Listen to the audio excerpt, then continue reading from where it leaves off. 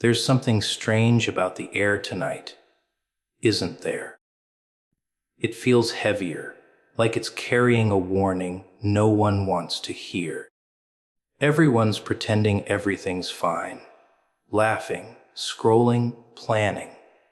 But deep down, they feel it too. That quiet pressure building, that eerie stillness before the storm. You can smell fear before it arrives. It has a taste, metallic, sharp, familiar. And when it finally comes, it won't knock. It'll just slip in, slow and smiling, like it was invited. You've been told to prepare, but you didn't listen. Now the clock's ticking. And the horror isn't coming from outside. It's already here, waiting for you to notice. People don't really listen to warnings. They only believe in pain. You tell them something's coming, they laugh. You whisper, they scroll. You scream, they mute you. Until, of course, the sky starts to crack and the walls start to shake, and suddenly every ignored warning sounds like a prophecy. That's the thing about people. They don't wake up until the floor gives way beneath them. They crave danger, but they call it coincidence. They walk straight into the fire and act surprised when it burns. Warnings aren't supposed to comfort you. They're supposed to disturb you. They're the whispers in the dark that say, get ready, not relax. But no one wants to hear that. They want pretty lies wrapped in soft voices. They want to be told everything's fine, even when the walls are bleeding truth. Because truth doesn't sell comfort, it sells clarity, and clarity is terrifying. When you see the world for what it really is, you can't unsee it.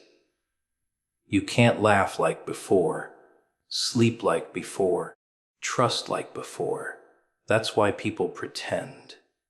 They call it peace, but it's really blindness. Have you ever noticed how everyone mocks the messenger? The one who sees what's coming. They call him paranoid, dramatic, crazy. They roll their eyes, turn up the music, and drown out the truth. Because believing means acting, and acting means changing, and no one wants that. They'd rather cling to normality like it's a shield. They think if they ignore the signs, the storm will forget them. But storms don't forget. They just wait until you're least prepared. The signs are always there. Always. The tension in the air, the shift in people's eyes, the way time starts feeling slower. It's like the universe starts whispering warnings through everything around you. But people are too busy staring at screens to notice. They don't see how the patterns repeat, how the same mistakes circle back wearing different masks. They don't hear the ticking anymore. It's become background noise. They call it life. I call it countdown. And when the warning finally comes to life, they act like victims. No one told us. That's the lie they tell themselves to stay innocent. But deep down they knew. They always know. You can feel danger long before you see it. That uneasiness in your chest. That chill that doesn't make sense. That's the universe tugging your sleeve, saying move. But instead of listening, you stay. Because staying is easy. Leaving requires strength. And most people would rather be comfortable than correct. Warnings don't always come wrapped in thunder. Sometimes they come in whispers, in instincts, in sudden urges to walk away, in dreams that feel too real. You brush them off. Because logic tells you not to be foolish. But logic isn't always your friend. Logic builds cages out of reasons and locks the door with pride. Instinct, though, that's the voice of something older, something wiser. It's the part of you that remembers what danger feels like even when you can't see it, but you silence it with excuses. And that's when it happens. You miss your cue to prepare. People think horror strikes suddenly, but it doesn't. It builds. It grows in shadows while you pretend not to see. It watches your patterns, your habits, your ignorance. And then one day, it moves. Slowly, deliberately, like it's been waiting for you to stop paying attention. That's when you realize every ignored warning was a piece of the puzzle. Every strange feeling, every uneasy silence, it all connected. But by the time you understand, it's already too late. The horror doesn't need to chase you. It just needs you to keep pretending it's not real. The irony is, warnings don't come to scare you. They come to save you. But saving yourself requires humility, the kind that admits, I don't know everything. And people hate that. They'd rather risk chaos than admit vulnerability. They mock the very thing that's trying to help them. That's how blindness becomes a choice. Not ignorance. Denial. You can't warn someone who enjoys the illusion too much. So the question becomes, how many warnings do you need before you listen? How many close calls? How many sleepless nights? How many signs do you ignore before you realize this isn't coincidence? It's direction. The universe doesn't repeat itself for fun. It repeats because you weren't paying attention the first time. Every warning is a second chance disguised as fear. But if you keep treating fear like the enemy, you'll never hear the message hidden beneath it.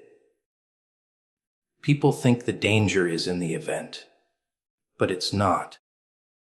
The real danger is in the delay. In that moment when you know something's wrong, but you convince yourself to wait. Tomorrow, you say, I'll handle it tomorrow. And by the time tomorrow comes, the horror's already made itself at home. It's sitting in your chair, drinking from your glass, smiling like it's been there forever. Because it has. You just refuse to see it. You ever notice how people always see the signs, but they never believe them? It's almost like they're allergic to reality. They sense something's off. The air feels heavier. The tension rises. Things stop making sense. But instead of preparing, they laugh it off. It's nothing, they say. Just my imagination. That's how it always starts.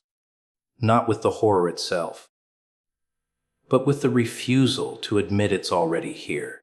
Ignoring the signs is the first move in the dance of disaster. The world doesn't crumble in one day. It cracks slowly, in silence. First, it's just a shift in the energy. Someone you trust starts acting strange. Places that once felt safe begin to feel cold. You shrug it off because you're too used to routine, too used to pretending. You tell yourself everything's fine. You drown the unease in noise, in people, in meaningless distractions. But deep down, there's a small voice whispering that something's wrong. And every time you ignore it, it gets quieter. Until one day, it stops talking altogether. That's when you're in real danger. not when the storm comes, but when you can't feel it anymore. People like comfort more than truth. They think ignorance is peace, but it's not. It's sedation. You can't protect yourself from what you refuse to see. And the worst part, the signs were never hiding. They were right there, written on faces, in dreams, in coincidences that weren't coincidences at all. But you didn't want to know. You thought knowing would make you paranoid, when really it would have made you prepared. You traded awareness for comfort, and comfort always collects a price. There's something strange about how humans treat warnings. They romanticize chaos, play with danger, flirt with the edge just to feel alive. But the second consequences arrive, they scream. Why didn't anyone tell me? They were told. They just didn't want to believe the story unless it ended in their favor. You see, people don't want truth. They want reassurance. They don't want signs. They want guarantees. But life doesn't deal in guarantees. It gives hints, patterns, glimpses, and expects you to pay attention.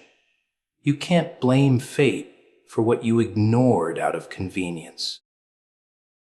When the signs came, you felt them. That strange dream that wouldn't leave your head.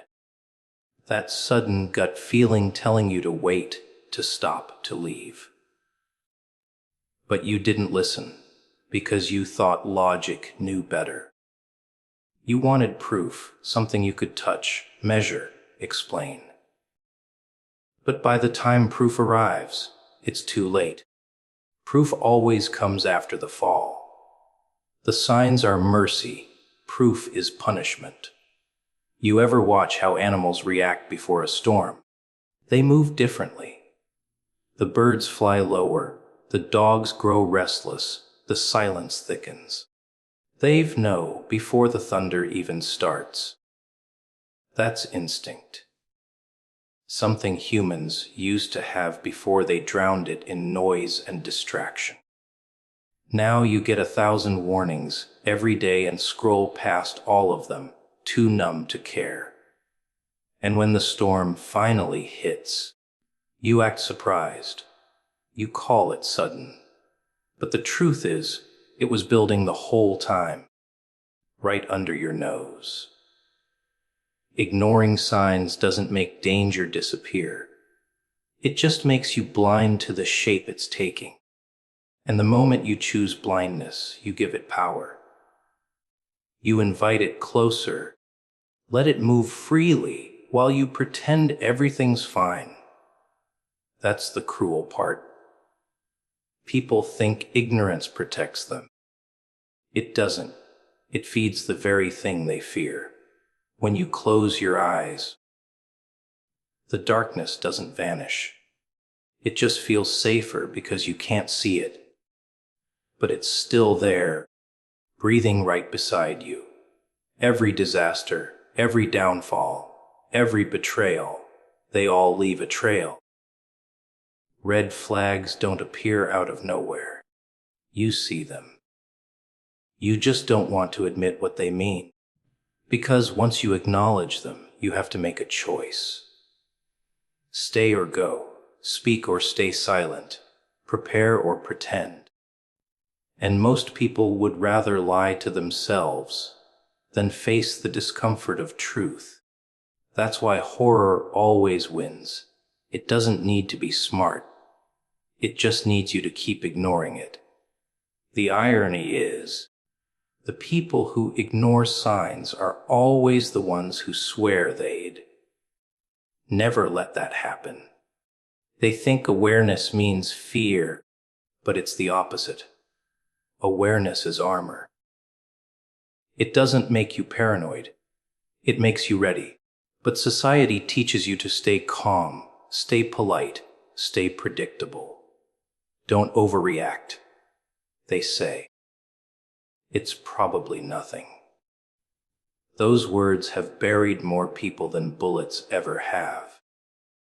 Probably nothing is the lullaby that lures the world to sleep before the chaos starts. You can only ignore the signs for so long before they start screaming. And when they do, it's not subtle. It's the sudden betrayal that leaves you speechless. It's the accident that came out of nowhere. It's the loss that no one could have predicted. But deep down, you saw it coming. You just didn't want to ruin the illusion of normal. That's the price of denial. It doesn't stop the horror. It just delays your awareness of it. So when the next warning appears, and it will, don't roll your eyes. Don't laugh it off. Don't call it coincidence. The universe doesn't repeat itself for entertainment. It's trying to tell you something. And if you keep ignoring it, you'll learn the hard way that every sign unheeded becomes a consequence earned. You ever realize how people only start praying when things start falling apart? When life's bleeding out in front of them, when their plans burn to ash, that's when they suddenly remember the sky exists. It's funny, isn't it? They'll mock faith, laugh at hope, but the moment their world tilts, they start whispering, begging, promising, like desperate gamblers trying to bribe fate for one more chance. But you can't bargain with what's already watching you. You can't cheat the test that was designed to expose you. The storm doesn't come to destroy you. It comes to reveal who you've always been underneath all that pretending. See, pain has a way of peeling back the mask. When life's easy, everyone's kind, everyone's patient, everyone's wise. But when the fire hits, that's when you see who's real. The calm ones start cracking, the loud ones go silent. The fake smiles fade, and what's left is truth. That's the gift of struggle. It strips away the noise, the image, the act. It forces you to meet yourself without filters, without titles, without excuses. And that meeting, it's terrifying, because you realize you've been lying to yourself far more than the world ever lied to you. People think being blessed means having no problems. That's the biggest joke of all. Blessings don't come wrapped in comfort. They come disguised as chaos. They look like endings, heartbreaks, betrayals. They taste bitter at first, but they're medicine, not poison. The pain isn't punishment. It's preparation. It's the universe rearranging your life to fit the version of you that you were always meant to become. But of course, most people never see it that way. They resist, they panic, they curse the timing, never realizing that the destruction they're crying about is actually construction in disguise. You ever wonder why the strongest people always have the darkest pasts? Because strength isn't built in peace. It's forged in struggle, molded in pain, sharpened in disappointment. Every scar, every loss, every sleepless night adds another layer of armor. The weak avoid pain, the strong absorb it. That's the difference. The weak run from the storm, the strong learn to dance in the rain. Not because they enjoy suffering, but because they understand it's the only way to grow. Growth doesn't ask for your permission. It demands your transformation. The thing is, Everyone says they want change, but nobody wants to change. They want a new life, but not a new mindset. They want blessings, but not discipline. They want miracles, but without sacrifice. They want to skip the process and still get the prize. But the universe doesn't work like that. It doesn't hand you gold until you've proven you can handle the fire that forges it. You can't receive abundance with the same mindset that led you into scarcity. You can't hold greatness with hands still trembling from fear. So life tests you, shakes you, humbles you, until you're ready to carry what you've been praying for. And that's when most people give up. Right before it happens, they break down one step away from breakthrough. They curse the very storm that's trying to deliver them to the next level. They call it bad luck, bad timing, bad fate, when really it's divine alignment. You're not being buried, you're being planted, but the soil feels the same in both situations, doesn't it? Dark, cold, lonely. You can't tell if it's a grave or a beginning, so you panic. You dig yourself out before you bloom. That's why so many never see the light. They escape the process before it finishes its work. The most dangerous moment in any transformation isn't the beginning. It's the middle. That's where doubt lives. That's where you question everything. You're too far to turn back, but not close enough to see the results. It's a silent war between who you were and who you're becoming.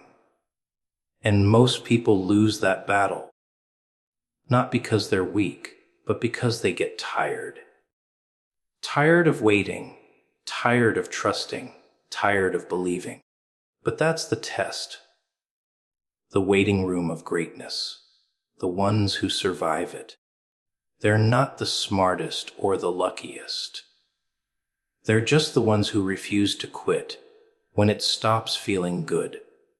You see, you can't fake faith when everything's falling apart. You can't pretend to trust when there's no plan left. That's when belief becomes real. Not when everything makes sense, but when it doesn't, and you still move. That's the kind of faith that shakes the universe, the kind that opens doors no logic could explain. Because at that point, it's not about religion or rituals. It's about surrender. About saying, I don't know how, but I know I'm not done. That's power. That's the moment the game shifts. Most people don't realize this, but every challenge carries a hidden reward. Every failure contains a seed of mastery. Every rejection redirects you to the right door, but you'll never see it if you're busy crying over the one that closed. Life doesn't take things from you to hurt you. It removes what you've outgrown. But humans love attachment more than freedom. They'd rather hold on to what's killing them than face the fear of the unknown. That's why they stay stuck. Not because they can't change, but because they won't let go. So, when everything starts collapsing, when the world goes quiet, and it feels like you're losing everything, remember, it's not the end. It's exposure. It's revelation. It's transformation in progress. The version of you that's being built in that chaos will look back one day and laugh, not because it was funny, but because it was necessary. You ever notice how people will pray for answers but run from the silence that follows? They want a voice from the sky, a miracle, a sign. But when it comes, they hesitate. They question it, overthink it, delay it. Like the truth is something they can negotiate with. The problem isn't that the answers don't come. It's that people aren't ready to obey when they do. They ask for direction, but they still want control. They say, "Show me the way."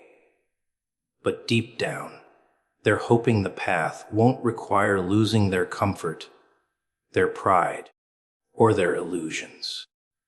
They want change, but they don't want to pay for it. The truth is, life doesn't wait for your readiness. When the message arrives, it's not asking for your approval. It's an order, not a suggestion. But oh, how people love to stall. They tell themselves, maybe later. Maybe when I feel ready. Maybe when the timing's better. But here's the thing, timing doesn't wait. The window closes. The opportunity fades. The moment you were born for starts to move without you. And you're left standing there, full of regret, whispering to yourself that you almost did something great. Almost. That's the word that kills more dreams than failure ever will. Fear. That's the real reason people delay. Not fear of the message, but fear of the change it demands. Because once you act on truth, there's no going back. You can't unhear it. You can't unsee it. You can't pretend you don't know anymore. And that's the problem. It forces you to move. It forces you to burn bridges that kept you trapped. It asks you to walk away from people, habits, and versions of yourself that were never meant to stay. The truth isn't gentle. It's sharp. It cuts through comfort like glass. But that's what makes it beautiful. It doesn't lie to make you feel safe. It destroys what's fake so you can finally breathe. The delay is deadly. Every time you ignore that voice inside, it gets quieter. Every time you hesitate, your courage decays a little more. You convince yourself it's not the right time. But deep down, it's not timing, it's fear dressed as logic. You wait for confirmation, for another sign. But the truth doesn't repeat itself. It speaks once, clearly, and then watches what you'll do. Because obedience isn't about understanding. It's about trust. It's about moving before it makes sense. It's about walking into darkness, knowing that if the message was real, the light will meet you halfway. People like to say they're waiting on destiny, but destiny doesn't wait. It demands response. Every delay costs something. A dream, a chance, a connection, a breakthrough. And life doesn't refund missed moments. You can't buy back what hesitation stole. The saddest part. Most people never realize they missed their calling until it's too late. They see someone else, living the life they were meant for, doing what they once dreamed of, and they call it luck. But it wasn't luck, it was obedience. Someone else moved when they paused. Someone else believed when they doubted. That's the only difference between the chosen and the forgotten. The willingness to act when the call comes. You can tell who listens immediately. They're the ones who don't need applause to keep moving. They don't wait for approval. They don't chase validation. They move because they know hesitation kills momentum. They act in silence while the world is still deciding whether to believe. By the time everyone else realizes what's happening, they're already miles ahead. That's the price of obedience. It looks crazy at first, but it makes perfect sense later. And by the time it does, it's too late for everyone else to catch up.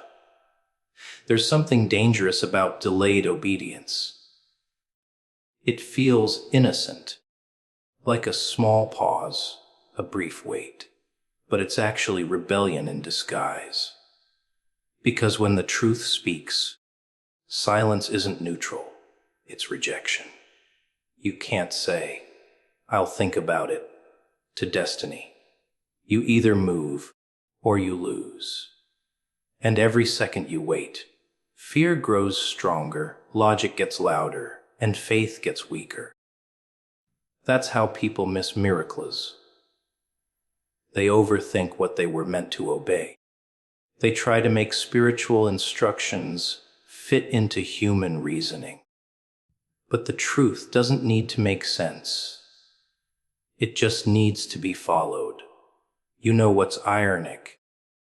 The same people who hesitate when they hear truth are the ones who move instantly when fear speaks. The moment panic whispers, they run. The moment temptation calls, they listen. But when guidance shows up, they debate. Isn't that something? People respond faster to chaos than to calling, faster to doubt than to destiny. It's not that they don't hear the message. It's that they've trained their hearts to respond to the wrong voice. That's why they stay stuck. Not because they can't move, but because they move for everything except what matters. There's a silence that comes before breakthrough. It's not empty. It's sacred. It's that quiet moment when you hear the call, when your heart races and everything in you knows, this is it. But then your mind interrupts. It starts calculating, questioning, delaying, and that's where most people lose it. Because faith is a moment thing. If you don't grab it while it's alive, it dies. The longer you wait, the weaker it becomes. And soon, all that's left is memory, a faint echo of what could have been. But the brave ones, the ones who really rise, they don't wait for perfect clarity. They move with conviction. They don't demand a map. They trust the message. They step even when their voice shakes, even when their heart pounds. Because they know that obedience doesn't need to make sense to work. It just needs to be complete. They understand that when truth calls, delay is disobedience in disguise. And by the time everyone else is still wondering, what if? They're already walking through doors others were too scared to knock on. People think obedience is about rules, about following instructions like a robot, about submission, about losing control. But that's not what it is at all. Obedience, real obedience, is chaos disguised as clarity. It's the moment when your soul hears something your mind can't yet understand. And instead of questioning it, you move. You don't know why. You don't know where it leads, but you move anyway. Because deep down, something whispers, no. And if you ignore it, you'll never get that whisper again. That's how it works. The universe doesn't beg. It speaks once, then watches what you do with the sound. Most people, they hear the same message, but they freeze. They analyze it. They dissect it. They want proof. They want to make sure it's safe. But obedience has nothing to do with safety. It's not about protecting yourself. It's about trusting something bigger than your fear. That's why most never see what they were meant to see. They think safety is success, but safety kills more